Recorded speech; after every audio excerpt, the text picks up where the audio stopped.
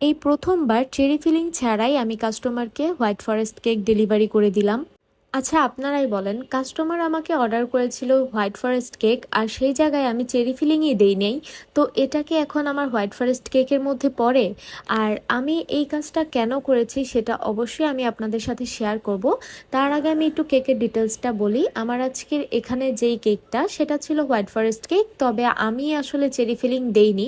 তো এটা না দেওয়ার পেছনেও একটা আসলে কারণ আছে, তো সেটা পরে বলছি। কেকটা ছিল মোটামুটি 2 পাউন্ডের বেশি হয়ে গিয়েছিল আসলে ডেকোরেশন করার পরে। তবে ক্লায়েন্ট আপু অর্ডার করেছিলেন মূলত 2 পাউন্ড কেক। যাই হোক, বেশি হলে আমাদের জন্যই সেটা ভালো, কাস্টমারের মন রক্ষা করতে অনেকটাই সুবিধা হয়। আর সেই সাথে এটা আসলে একটা ভালো দিক যে আমরা আসলে ওজনে কখনো কম দিই না, অলওয়েজ বেশিই হয় আলহামদুলিল্লাহ।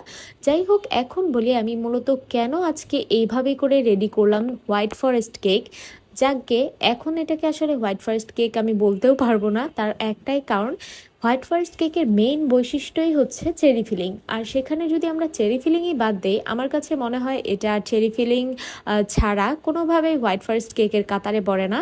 তো আমার এই কেকটা যে আপুটা অর্ডার করেছিলেন, আপুটা হচ্ছে মূলত আমার রিপিট ক্লায়েন্ট। আপুরা, এমনকি আপুর রিলেটিভ থেকে শুরু করে আপুর রিলেটিভের ফ্রেন্ডরা পর্যন্ত এখন আমার কাছ থেকে কেক নেয় আলহামদুলিল্লাহ।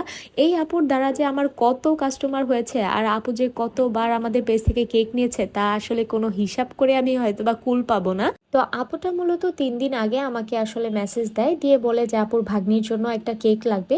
তো আপু আমাকে নর্মালি প্রতিবারের মতো জানায় যে তাদের হোয়াইট ফরেস্ট কেক লাগবে আর কেকটা 2 পাউন্ড হবে। আর ডিজাইনটা আপু আমাকে দেখিয়ে দিয়েছিল, বলেছিল আমি সেভাবেই যেন কেকটা করে দেই। তো আমি আসলে সবকিছু ঠিকঠাক করে আপুকে হ্যাঁ বলি। আর আপু তারপর আমাকে জানায় যে আপু, আপনি হোয়াইট ফরেস্ট কেক করবেন ঠিকই, তবে আসলে চেরি ফিলিংটা দিবেন না। কারণ হচ্ছে আপুর ভাগ্নি নাকি চেরি ফিলিংয়ের টেস্টটা আসলে কেকের মধ্যে পছন্দ করে না। তো যেহেতু আপুর ভাগ্নির জন্যই কেকটা করা, তো তার স্পেশালিটি তো আসলে মানতেই হবে। আর সেই জন্যই মূলত আমি আজকের এই সুন্দর কেকটার মধ্যে চেরি ফিলিং ভিতরে দিতে পারি নাই।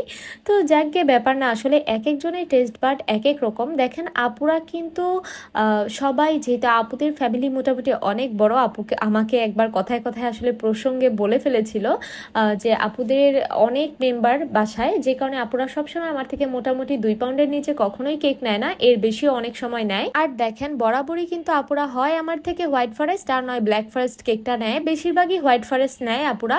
তবে হোয়াইট ফরেস্ট আর ব্ল্যাক ফরেস্ট আপুদের খুবই পছন্দ, মানে আমার হাতের এই দুইটা ফ্লেভার ছাড়া তারা অন্য কোনো কেক কখনো ট্রাইও করে না। তো সেটাই আসলে বলি আমরা যে এক একজনের টেস্ট বাট আসলে এক এক রকম। তো এবার দেখেন, আপুর ভাগ্নি আসলে চেরি ফিলিং পছন্দ করে না, অথচ বরাবর যখন আমি কেক ডেলিভারি করতাম আপুদেরকে এই দুইটা ফ্লেভার, তখন কিন্তু আমি চেরি ফিলিং দিয়েই কাজটা করতাম। তো এই জিনিসটাই আসলে অনেকে আমাদের কাছে জানতে চান যে আপু কোন কেকটা ভালো হবে। তো আমি বলবো যে আপনাদের নিজেদের টেস্ট বাট বুঝে আসলে আপনারাই আমাদেরকে যদি বলেন যে কোন ফ্লেভারটা নিতে চাচ্ছেন, তাহলে আপনার এবং আমার দুইজনের জন্যই সুবিধা হয়। যাকে, এই তো আমি এই কেকটা ডেকোরেশন ভিডিও অন্য একটা পার্টে দিব। আল্লাহ হাফিজ।